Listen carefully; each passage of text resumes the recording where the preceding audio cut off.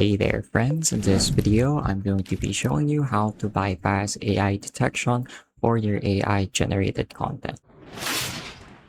So this video I'm specifically going to be showing an example with text. So this is useful for people who work in jobs such as marketing where your copywriting is the main focus, or maybe you're a student who just needs to cram a paper.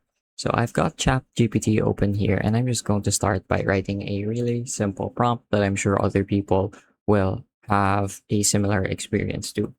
So that looks good. So here's the output.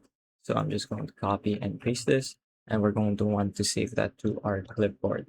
So now what we're going to do is we're going to open a new tab and we're just going to search up GPT human. So here's the first result, GPT human.ai. There are plenty of other AI humanizers. That's what these apps are called. And basically they just make it so that whenever you have a body of text, it changes the phrasing so it doesn't get detected by any AI detectors. So I'm just going to quickly get started for free. It's going to ask you to log in. I should already have logged in before, already registered. Just going to log in real quick. Here we go. So now I'm just going to click on start humanizing and I'm going to paste my text here.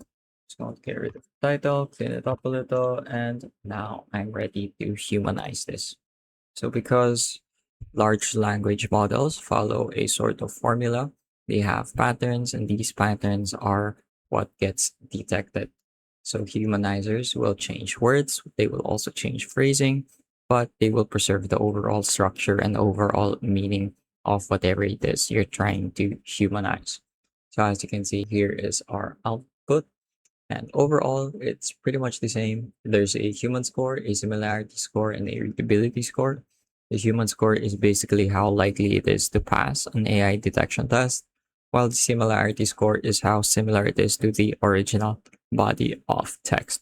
So you can feel free to pause the video here and give it a comparison, read through it, and decide whether this is something that will help your use case.